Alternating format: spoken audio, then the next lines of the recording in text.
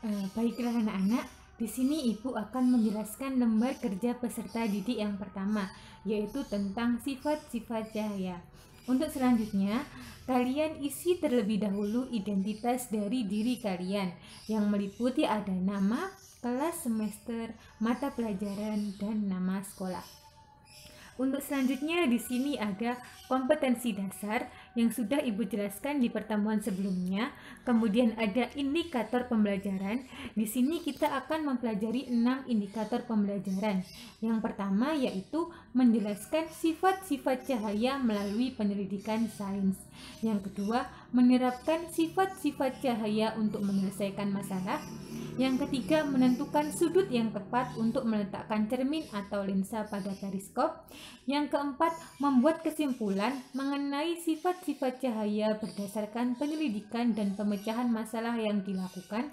Yang kelima, membuat desain, rencana, kerangka, dan perakitan periskop. Dan yang terakhir yaitu membuat periskop sederhana sebagai inovasi dari kompleksitas sistem dari cermin atau lensa. Jadi pada LKBD ini nanti kalian akan membuat periskop secara sederhana. Mari kita lanjutkan pembahasan LKBD yang akan kita kerjakan pada hari ini. Untuk selanjutnya di sini ada mengorientasikan siswa pada masalah. Untuk selanjutnya kalian simak video berikut ini.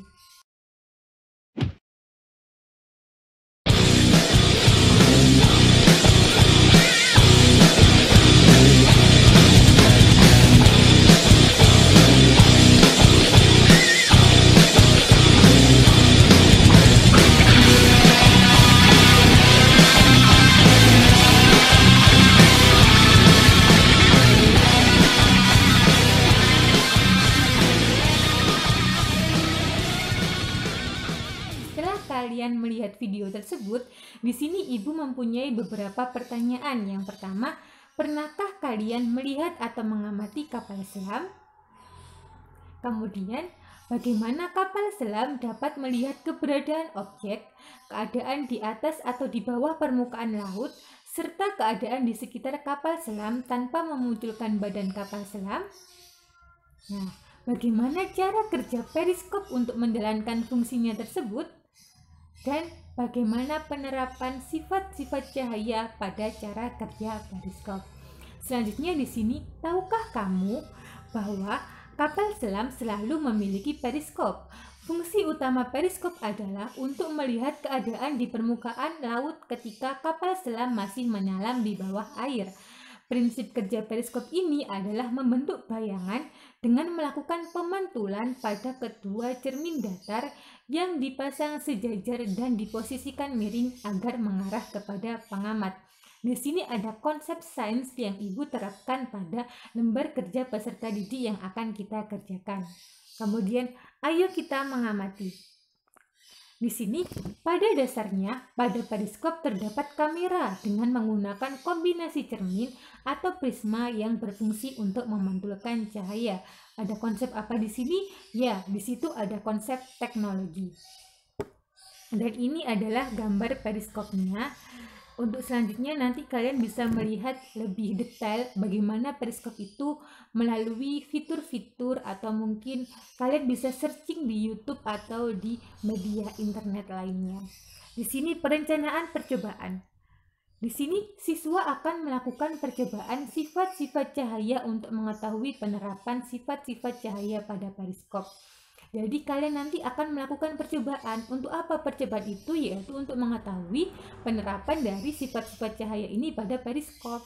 Permasalahan. Di sini Ibu punya permasalahan untuk kalian, yaitu bagaimana cara menentukan sudut yang tepat untuk meletakkan cermin pada periskop sehingga bayangan objek dapat dilihat jelas oleh mata pengamat. Aku tahu. Untuk menyelesaikan permasalahan di atas, mari membuat periskop sederhana sebagai inovasi dari kompleksitas sistem dari cermin. Oke, mengorganisasikan siswa. Untuk menyelesaikan permasalahan di atas, perhatikan instruksi di bawah ini. Buatlah desain, rencana, dan kerangka, baik meliputi alat dan bahan, serta langkah-langkah pembuatan periskop sederhana sebagai penerapan sifat-sifat cahaya pada periskop. Jadi di sini untuk menyelesaikan permasalahan yang Ibu sampaikan tadi, kalian harus membuat periskop sederhana. Dan sebelum membuat periskop sederhana itu, kalian harus membuat desain, rencana, dan kerangka, baik meliputi alat dan bahannya, langkah-langkah pembuatannya, dan lain sebagainya. Kita lanjut ke halaman selanjutnya. Nah, ada pengetahuan baru lagi. Kamu harus tahu, sifat-sifat cahaya ada 4 diantaranya. Cahaya merambat lurus, cahaya dapat dipantulkan, cahaya dapat dibiaskan, dan merupakan gelombang elektromagnetik.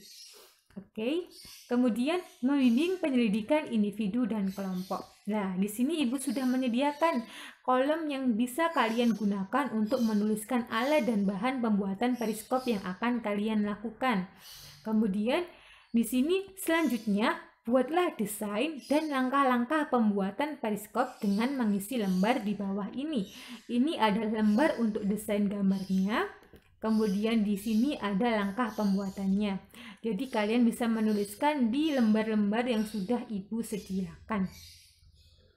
Nah, ada pengetahuan lagi, tapi di sini tentang math atau matematik.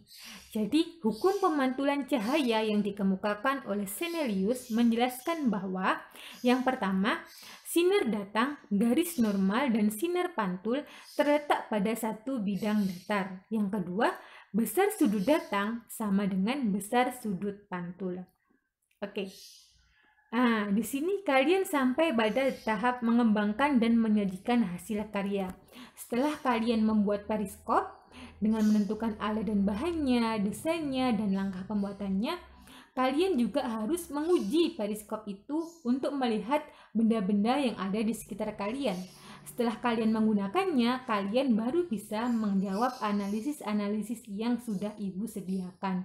Di sini ada beberapa pertanyaan yang bisa kalian kerjakan setelah kalian membuat dan mencoba periskop sederhana yang kalian buat.